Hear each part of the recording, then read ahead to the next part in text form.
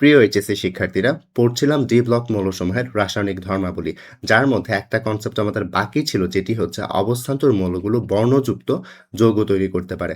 তো আজকের এই ক্লাস লেকচারটিতে আমরা বেসিক্যালি পড়ব যে অবস্থান্তর মৌলগুলো কেন বর্ণযুক্ত যৌগ গঠন করে থাকে। তো অবস্থান্তর মৌল রঙিন যৌগ গঠন করে এটি জানার আগে চলো আমরা একটা কোয়েশ্চেনের অ্যান্সার জেনে আসি। সেটি হচ্ছে, কোনো একটা মৌল আসলে কেনই বা রঙিন যৌগ গঠন করবে বা কেনই হচ্ছে রঙিন যৌগ গঠন করবে না, সেটি আসলে চলো একটু আগে প্রথমে জেনে আসি।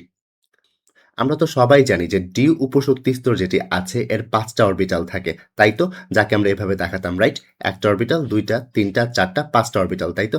এই যে 5টা অরবিটাল থাকে ডি উপশক্তি স্তরকে, তাদেরকে যথাক্রমে বলা হয় D X Y orbital, D Y Z orbital, D Z X orbital, D of X square Y square orbital, D of Z square orbital.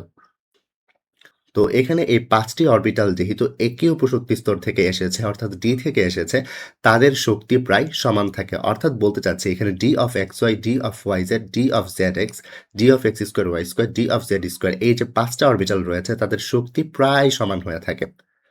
আর যখন অনেকগুলো অরবিটালের শক্তি প্রায় সমান হয়ে থাকে তখন তাকে বলা হয় হচ্ছে ডিজেনারেট অরবিটাল, মানে সিম্পলি সমশক্তির অরবিটাল। তো এই যে অবস্থাটা এখানে দেখিয়েছে, অর্থাৎ 5টা অরবিটালেরই হচ্ছে শক্তি সমান, এটা আসলে হয়ে থাকে যৌগ গঠনের আগে কোনো একটা মৌলের ডি ব্লকের ডি উপশক্তি স্তরের অবস্থা। অর্থাৎ তারা যখন হচ্ছে যৌগ গঠন করেনি বা যৌগ গঠনের শুরুতে তাদের হচ্ছে এরকম ডিজেনারেট অরবিটাল থাকে, অর্থাৎ সমশক্তি সম্পন্ন 5টা অরবিটাল থাকে। বাট যৌগ গঠনের সময় একটু ডিফারেন্স কেস দেখা যায়। কিরকম ডিফারেন্ট কেস একটু খেয়াল করো। এখানে ধরো আমি ওয়াই এক্সিসে শক্তি টানবো, তার মানে হচ্ছে এখানে নিচে থেকে যখন উপরে যেতে থাকবো তখন তার শক্তির মান বাড়তে থাকবে। তো এটা একটু খেয়াল রাখবে যে নিচ থেকে উপরে যদি আমি কোনো অরবিটাল টানি মানে তার শক্তিটা বেশি। তো যৌগ গঠনের টাইমে কি ডিফারেন্ট কেস দেখা যায় এটা একটু খেয়াল করো। যৌগ যখন গঠন করা হয়, এই যে ডি এর 5টা অরবিটাল রয়েছে, 5টা অরবিটালের মধ্যে 3টা অরবিটালের শক্তি তুলনামূলক কম হয়। কোন 3টা? D of X Y, D of Y Z, D of Z X. অপরদিকে এই যে বাকি যে 2 অরবিটাল রয়েছে, অর্থাৎ D of X square Y square এবং ডি অফ জেড স্কোয়ার, তাদের শক্তিটা একটু বেশি হয়ে থাকে। দেখো এখানে যৌগ গঠনের সময় কি বোঝাতে চাচ্ছি, যৌগ গঠনের সময় তারা হচ্ছে 3টা অরবিটালের শক্তি একটু কম থাকে এবং 2টা অরবিটালের শক্তি একটু বেশি থাকে। কখন? যখন হচ্ছে যৌগ গঠনটা শুরু করবে। বাট তার আগে কিন্তু তারা ছিল ডিজেনারেট অরবিটাল বা সমশক্তি সম্পন্ন অরবিটাল। এটা কখন হবে? এটা তখনই হবে যখন যৌগটা গঠন হচ্ছে, রাইট? আর এখানে যদি একটু খেয়াল করো, এই যে এই 2টো অরবিটাল তার শক্তিটা একটু বেশি কারণ সে উপরে রয়েছে, আর এই 3টে অরবিটালের শক্তি একটু কম কারণ সে নিচে রয়েছে। এখানে এই 2টো অরবিটালকে একত্রে বলা হয় E of G set orbital, এবং নিচের যে 3টে অরবিটাল রয়েছে তাদেরকে একত্রে বলা হয় E of two G set orbital. তো এখানে আমরা সুস্পষ্ট দেখতে পাচ্ছি এখানে যে ই অফ 2টি যে অরবিটালগুলো রয়েছে, অর্থাৎ নিচের 3টে অরবিটাল এবং উপরের 3টে অরবিটালের মাঝখানে একটা শক্তির গ্যাপ রয়েছে বা ব্যবধান রয়েছে, যাকে আমরা আসলে প্রকাশ করব হচ্ছে ডেল্টা ই দ্বারা। আর এই মানটাকে, এই যে শক্তির মানটা, এই শক্তির মানটাকে বলা হয় ক্রিস্টাল ফিল্ড বিভক্তিকরণ শক্তি। আর এখানে আমরা কি দেখেছি? এখানে আমরা দেখলাম যে এখানে হচ্ছে এইখানের শক্তি আর এখানের শক্তিটা সেম না, অর্থাৎ ডি উপশক্তি স্তরের 5টা অরবিটালের শক্তি যৌগ গঠনের সময় সমান থাকছে না, তাই তো? যেহেতু সমান থাকছে না তখন তাকে বলা হয় হচ্ছে নন ডিজেনারেট অরবিটাল। আর এখানে এই যে পুরো ইন্টায়ার কনসেপ্টটি পড়লাম, এই পুরো ইন্টায়ার কনসেপ্টটি, এই ইন্টায়ার যে কনসেপ্টটি রয়েছে এই পুরো কনসেপ্টটিকে বলা হয় ক্রিস্টাল ফিল্ড মতবাদ। অর্থাৎ এই যে এইখানে ডি অরবিটালগুলো যৌগ গঠনের আগে 5টারই হচ্ছে সমান সংখ্যক শক্তি থাকে, বাট যখন তারা হচ্ছে যৌগ গঠনের সময় হয়ে যায় তখন হচ্ছে তারা নন ডিজেনারেট অরবিটাল হয়ে যায়। কিরকম? দেখা যায় 3টার শক্তি কম থাকে এবং অন্য 2টি অরবিটালের শক্তি বেশি থাকে। এই পুরো কনসেপ্টটি হচ্ছে ক্রিস্টাল ফিল্ড মতবাদ বা ক্রিস্টাল ফিল্ড থিওরি। তো এই তো গেল ক্রিস্টাল ফিল্ড থিওরি বা ক্রিস্টাল ফিল্ড মতবাদ। এখন কথাটা হচ্ছে এর সাথে রঙিন যৌগ গঠনের কি সম্পর্ক? এর সাথে আসলে রঙিন যৌগ গঠনের একটা গভীর সম্পর্ক রয়েছে। কিরকম দেখো, ধরো এই যে অরবিটাল সমূহ রয়েছে, অরবিটাল সমূহ তো সাধারণত কি থাকে? ইলেকট্রন থাকে, তাই তো? অর্থাৎ এখানেও ধরো একটা ইলেকট্রন থাকবে। তো ধরো এইখান থেকে ধরো একটা ইলেকট্রন এইখানে যাবে। আমরা তো জানি নিম্ন শক্তি থেকে উচ্চ শক্তিতে ইলেকট্রন যেতে পারে এবং যেতে গেলে কি করতে হয়? তাকে শক্তির শোষণ করতে হয়, তাই না? তো এখানে দেখো এই অরবিটালের যে শক্তি আর এই অরবিটালের শক্তি, আর এই পার্থক্যটাইকে তো আমরা হচ্ছে ডেল্টা ই দ্বারা প্রকাশ করছি, রাইট? তো ধরো এখান থেকে একটা ইলেকট্রনকে তুমি এইখানে পাঠাবে, তাহলে সে কি করবে? তাহলে তো সে অবশ্যই এই যে ডেল্টা ই পরিমাণ শক্তির শোষণ করবে। আর আমরা জানি শক্তির যখন শোষণ হয়, শক্তির শোষণের পর দেখা যায় এই ইলেকট্রনটা যদি আবার এখানে ব্যাক করে বা অন্য কোনো জায়গায় চলে যায় তখন হচ্ছে সেখানে কি হয়? শক্তির বিকিরণ হয়। তো এখন দেখো এই যে শক্তিটা সে বিকিরণ করলো, বিকিরণ করার জন্য যদি সে হচ্ছে দৃশ্যমান রেঞ্জের হচ্ছে এই বিকিরণটা করে থাকে, তখন একটা বর্ণ উৎপাদন করবে। আর ওই বর্ণটা আমাদের চোখে কালারের সৃষ্টি করবে, রাইট? তো এই ঘটনাটার জন্যই হচ্ছে আসলে কোনো একটা যৌগ রঙিন হয়। আমি আবার বোঝাই জিনিসটা দেখো। এখানে ধরো কোনো একটা ইলেকট্রন ছিল, এই ইলেকট্রনটা এখানে চলে গেছে। বা একটি ডি অরবিটাল থেকে আরেকটা ডি অরবিটালে গেছে। তাই তো? অর্থাৎ ডি থেকে ডিতেই গেছে। ডি উপশক্তি স্তরে একটা অরবিটাল থেকে ডি উপশক্তি স্তরে আরেকটা অরবিটালে গেল। অর্থাৎ এই জিনিসটাকে আমরা বলতে পারি ডিডি ট্রানজিশন বা ডিডি ধাপান্তর। এই যে ডিডি ট্রানজিশন বা ডিডি ধাপান্তরের কারণে কি হচ্ছে? শক্তির শোষণ হচ্ছে। ওই শক্তির শোষণের পর আবার কি হবে? শক্তির বিকিরণ হবে এবং বিকিরণটা যদি দৃশ্যমান রেঞ্জে হয় তখন আমরা বর্ণ দেখতে পারবো বা ওই যৌগটাকে আমাদের কাছে কালারফুল মনে হবে। এই জন্যই হচ্ছে আসলে একটা যৌগ কালারফুল বা রঙিন হয়ে থাকে। তো এই কথাটিকে চলো একটু এখানে লিখি। এখানে লিখা আছে ডি অরবিটাল সমূহ যখন যৌগ গঠন করে তখন তাদের যে অরবিটাল রয়েছে সেগুলো কি হয়ে যায়? নন ডিজেনারেট হয়ে যায়, তাই তো? নন ডিজেনারেট মানে কি? তাদের শক্তিটা আর আগের মতো পাঁচটারই সেম থাকে না, দেখা যায় তিনটার কম থাকে, দুইটার বেশি থাকে, রাইট? তাই ইলেকট্রন এক অরবিটাল থেকে অন্য অরবিটালে ধাপান্তরিত হয়, রাইট? আর এই ধাপান্তরটাকে আমরা কি বলছি? ডিডি ধাপান্তর। আর এই ডিডি ধাপান্তর হবার সময় শক্তির শোষণ করে যা যৌগকে রঙিন করে ফেলবে। তো এটাই ছিল হচ্ছে কেন একটা মৌল রঙিন যৌগ গঠন করে। তো এবার চলো অবস্থান্তর মৌলগুলো কেন রঙিন যৌগ গঠন করে সেটা একটু জেনে আসি। তো আমরা তো দেখেছিলাম যে ডি ব্লক মৌলসমূহের যে সুস্থিত আয়নের ইলেকট্রন বিন্যাস, সেই ইলেকট্রন বিন্যাসে যদি D1 থেকে D9 পর্যন্ত ইলেকট্রন থাকে তখন আমরা তাদেরকে বলি অবস্থান্তর মৌল, রাইট? অপোজিট ওয়েতে যদি D0 বা D10 থাকে তখন আমরা অবস্থান্তর মৌল তাকে বলতাম না, তাকে শুধু বলতাম ডি ব্লক মৌল, রাইট? আর আজকের ক্লাসে আমরা যেন কি পড়তে এসেছি? আজকের ক্লাসে আমাদের টার্গেট হচ্ছে এটা বোঝা যে অবস্থান্তর মৌলগুলো যে যৌগ উৎপাদন করে সেগুলো হয় রঙিন যৌগ, বাট যারা অবস্থান্তর মৌল না, শুধুই ডি ব্লক মৌল, তারা যে যৌগ তৈরি করে সেটা হচ্ছে বর্ণহীন যৌগ। তো এই ব্যাপারটি আসলে কেন হয় সেটি হচ্ছে আমরা কারণ আজকে খুঁজবো। সো ব্রিফলি প্রথমে আমি তোমাকে অ্যাকচুয়াল কারণটা বলে ফেলি, দেন হচ্ছে কেন এই কারণটার জন্য হচ্ছে রঙিন যৌগ গঠন হচ্ছে সেটা এক্সপ্লেইন করব। তো প্রথমত অবস্থান্তর মৌলগুলো কেন রঙিন যৌগ গঠন করে সেটার কারণ হচ্ছে অবস্থান্তর মৌলে অপূর্ণ ডি উপশক্তি স্তর রয়েছে। কি লিখেছি? যে অবস্থান্তর মৌলে অপূর্ণ ডি উপশক্তি স্তর রয়েছে। এই এক্সাক্ট কারণটার জন্যই হচ্ছে আসলে অবস্থান্তর মৌল রঙিন যৌগ গঠন করে, যা আমরা একটু পরেই দেখব যে অপূর্ণ ডি উপশক্তি স্তর থাকলেই কেন হচ্ছে রঙিন যৌগ গঠন করবে, এটা একটু পরেই আমরা দেখব। বাট আপাতত এই জিনিসটা একটু মনে রাখো। অন্যদিকে যারা অবস্থান্তর মৌল না, তাদের ডি অরবিটালে কয়টা রয়েছে? 0 বা 10, অর্থাৎ খালি ডি উপশক্তি স্তর রয়েছে বা পরিপূর্ণ ডি উপশক্তি স্তর রয়েছে, কখনোই অপূর্ণ না, রাইট? তো এই সকল যৌগ এই বৈশিষ্ট্যের কারণে হচ্ছে খালি বা পূর্ণ ডি উপশক্তি স্তর থাকার কারণে তারা হচ্ছে যৌগটাকে বর্ণ বা কালারফুল করতে পারে না। তো কেন পারে না এটাই হচ্ছে আমরা একটু পরে দেখবো, বাট এই কারণ দুইটা হচ্ছে মনে রাখো। তো আমরা তো আরো দেখেছিলাম যে পর্যায় 4 এর যে ডি ব্লক মৌলসমূহ রয়েছে সেগুলো কি ছিল? স্ক্যান্ডিয়াম থেকে জিঙ্ক পর্যন্ত, তাই তো? একটু এই জিনিসগুলো একটু মনে রাখবে। দেখো এখানে scandium, titanium, vanadium, chromium, manganese, iron, কোভাল্ট, nickel, copper, zinc এগুলো ছিল হচ্ছে ডি ব্লক মৌল। কত নম্বর পর্যায়ে? 4 নম্বর পর্যায়ে। আর এই ডি ব্লকের মাঝখানে অর্থাৎ 21 থেকে 30 পর্যন্ত যে পারমাণবিক সংখ্যা আছে তার মাঝখানে স্ক্যান্ডিয়াম অবস্থান্তর মৌল ছিল না, শুধুই ডি ব্লক ছিল, এবং জিঙ্কও হচ্ছে অবস্থান্তর মৌল ছিল না, শুধুই ডি ব্লক ছিল, রাইট?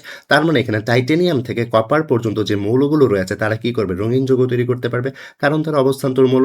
কেন পারবে? কারণ তাদের সুস্থিত আয়নের ইলেকট্রন বিন্যাসে অপূর্ণ ডি উপশক্তি স্তর থাকে। আর অন্যদিকে স্ক্যান্ডিয়াম এবং জিঙ্ক কি? তারা অবস্থান্তর মৌল না, তারা শুধুই হচ্ছে ডি ব্লক মৌল। আর তারা তো হচ্ছে যৌগটা হচ্ছে বর্ণহীন তৈরি করবে, তাই তো? তাদের যৌগতে কোনো কালার থাকবে না। কেন থাকবে না? কারণ খালি বা পরিপূর্ণ ডি উপশক্তি স্তর থাকে। কোথায় থাকে? সুস্থিত আয়নের ইলেকট্রন বিন্যাসে।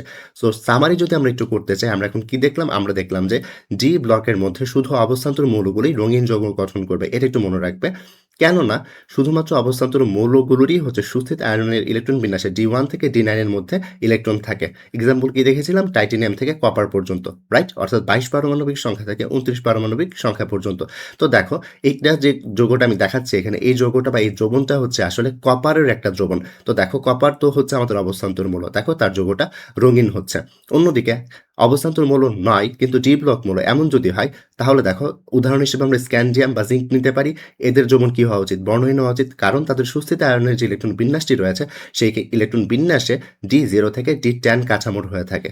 তাই এদের যে হচ্ছে দ্রবণ থাকে সেই দ্রবণটা হয় বর্ণহীন। এটা আসলে জিঙ্কের দ্রবণ। দেখো এই দ্রবণটা হচ্ছে বর্ণহীন। তো আশা করি এতটুকু বুঝতে পেরেছো। তো এখন আমরা যে জিনিসটা করব সেটা হচ্ছে একটা প্রবলেমের মাধ্যমে, অর্থাৎ একটা ম্যাথের মাধ্যমে আমরা যেটা করব সেটা হচ্ছে কেন অবস্থান্তর মৌলগুলোতে হচ্ছে D1 থেকে D9 কাঠামো অর্থাৎ তাদের সুস্থিত আয়নের ইলেকট্রন বিন্যাসে D1 থেকে D9 ইলেকট্রন থাকলে অর্থাৎ অপূর্ণ ডি উপশক্তি স্তর থাকলেই তারা কেন কালার দিচ্ছে। এই রিজনটা হচ্ছে আমরা একটু দেখব। পাশাপাশি আমরা এই রিজনটাও দেখব যে যারা অবস্থান্তর মৌল না অর্থাৎ যারা হচ্ছে শুধুই ডি ব্লক মৌল তাদের তো হচ্ছে ইলেকট্রন বিন্যাসে D0 বা D10 থাকে অর্থাৎ খালি বা পরিপূর্ণ ডি উপশক্তি স্তর থাকে। তারা কেন হচ্ছে বর্ণ দিচ্ছে না এই ব্যাপারটাই হচ্ছে এখানে এই প্রশ্নটির মাধ্যমে আমরা করে ফেলব। এখানে প্রশ্নে বলা আছে জিঙ্ক হেক্সাহাইড্রেট 2+ এর যৌবন বর্ণহীন হলেও ক্রোমিয়াম হেক্সাহাইড্রেটের যৌবনটা রঙিন হয় কেন?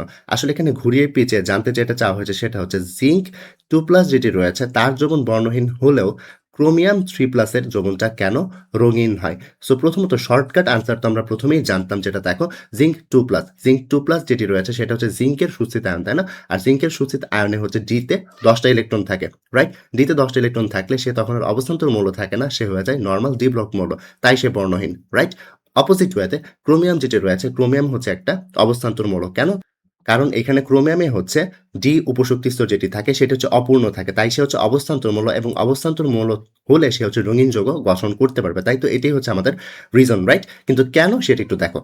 প্রথমেই দেখো জিঙ্ক 2+ এর যৌবন কেন বর্ণহীন হয় সেটা একটু প্রথমে আমরা দেখে নিই। তো এটার রিজন দিতে গেলে প্রথমে যেটি করতে হবে সেটা হচ্ছে জিঙ্কের ইলেকট্রন বিন্যাসটা করে নাও। আশা করি ইলেকট্রন বিন্যাস তোমাদের সবারই মনে আছে। তো এই যে ইলেকট্রন বিন্যাসটি রয়েছে এই ইলেকট্রন বিন্যাস থেকে আমার তো হচ্ছে জিঙ্ক 2+ এর হচ্ছে ইলেকট্রন বিন্যাস বের করতে হবে, তাই তো? তো জিঙ্ক 2+ এর ইলেকট্রন বিন্যাস বের করতে গেলে আমরা সিম্পলি কি করব 4s থেকে 2টা ইলেকট্রন সরিয়ে ফেলবো, তাহলেই তো আমাদের জিঙ্ক 2+ হয়ে যাবে রাইট? সো এটি হচ্ছে আমাদের এখন জিঙ্ক 2+ এর স্ট্রাকচার। দেন আমরা ক্রিস্টাল ফিল্ড থিওরি বা হচ্ছে আমাদের যে ক্রিস্টাল ফিল্ড মতবাদ ছিল সেখানে তো আমরা এরকম একটা কিছু দেখেছিলাম তাই না?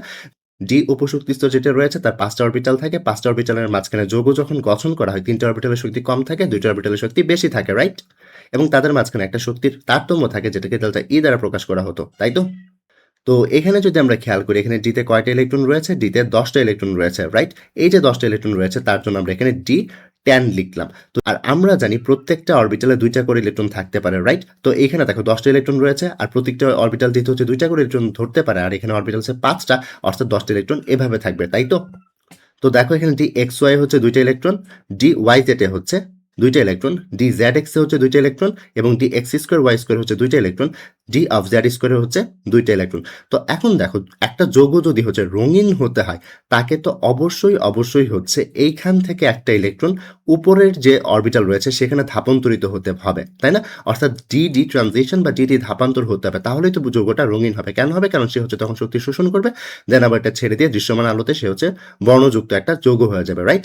কিন্তু এইখানে দেখো এখানে কিন্তু উপরের কোনো শক্তিস্তর আর ফাঁকা নেই, উপরের শক্তিস্তর যেহেতু ফাঁকা নেই এখান থেকে ইলেকট্রন উপরে যাবে কিভাবে? অর্থাৎ এই সিনারিওতে অর্থাৎ জিঙ্ক 2+ এ ডি অরবিটালটা পুরোপুরি ফুল থাকাতে এখানে এই সুযোগটা নেই যে এখান থেকে ইলেকট্রনটা উপরের যে অরবিটাল রয়েছে অর্থাৎ বেশি শক্তির যে অরবিটাল রয়েছে সেখানে ধাপান্তরিত হবে। অর্থাৎ এই ক্ষেত্রে ডিডি ধাপান্তর সম্ভব না হওয়াতে হচ্ছে যৌগটা হবে বর্ণহীন। আশা করি এই কনসেপ্টটা বুঝতে পেরেছো। তো আশা করি এতটুকু বুঝতে পেরেছো যে জিঙ্ক 2+ কেন বর্ণহীন যৌগ তৈরি করছে। এবার ধরো স্ক্যান্ডিয়ামও তো আমাদের হচ্ছে অবস্থান্তর মৌল ছিল না, স্ক্যান্ডিয়াম 3+ যদি আমরা লিখি সে তো আমাদের কি ছিল?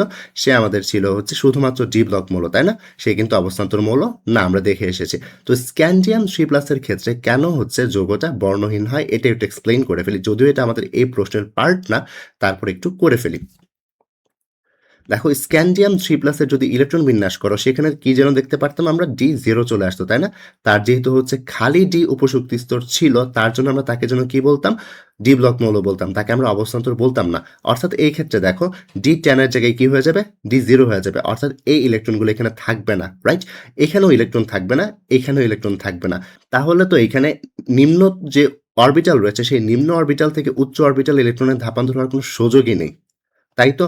তাহলে শক্তির শোষণও হবে না, শক্তির শোষণ না হলে বিকিরণও হবে না এবং আমরা কালারফুল যৌগও পাবো না, তাই তো?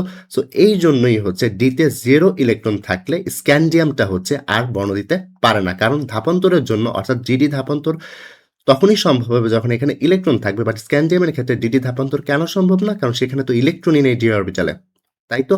সো এই জন্যই হচ্ছে D0 বা D10 কাঠামো যারা আছে তারা হচ্ছে রঙিন যৌগ গঠন করতে পারে না, বা তাই আমরা বলেছিলাম D0 এবং D10 কাঠামোর যে মৌলগুলো রয়েছে অর্থাৎ যাদের সুস্থিত আয়নের ইলেকট্রন বিন্যাসে D10 বা D0 থাকবে তারা হচ্ছে রঙিন যৌগ গঠন করতে পারবে না।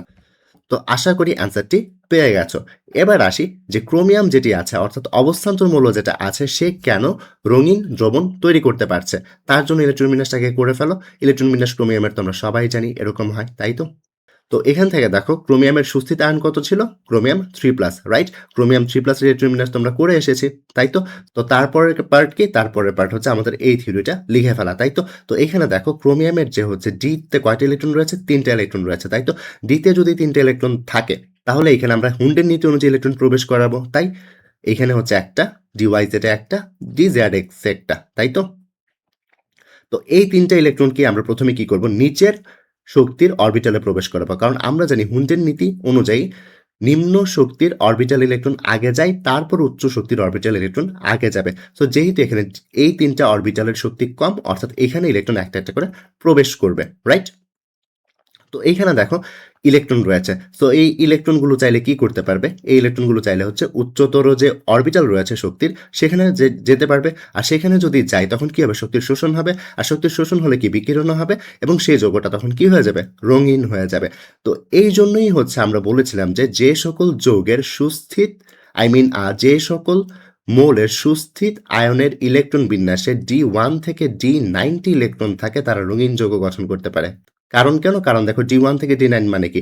এই যে অরবিটাল সমূহ রয়েছে এই অরবিটাল সমূহতে সবসময় ইলেকট্রন থাকবে এবং কখনো এমন হবে না যে এখানে কোনো ইলেকট্রনই নেই DD ধাপান্তরের জন্য বা DD ট্রানজিশনের জন্য। আবার কখনো এমনও হবে না যে এখানে সবাই ফুল হয়ে আছে যার কারণে হচ্ছে DD ধাপান্তর সম্ভব হচ্ছে না। এই জন্যই হচ্ছে এই DD ধাপান্তর সম্ভব হওয়াতেই হচ্ছে এই যে ক্রোমিয়াম বা অবস্থান্তর মৌল যেগুলো রয়েছে তারা রঙিন হয়ে থাকে, তাদের যৌবনটা রঙিন হয়ে থাকে। আশা করি ক্রিস্টাল ক্লিয়ার আইডিয়া পেয়েছো। তো এরই সাথে হচ্ছে আমাদের ডি ব্লক মৌলসমূহের যে রাসায়নিক ধর্মাবলী ছিল সে সবগুলোই আমরা কাভার করে ফেলেছি।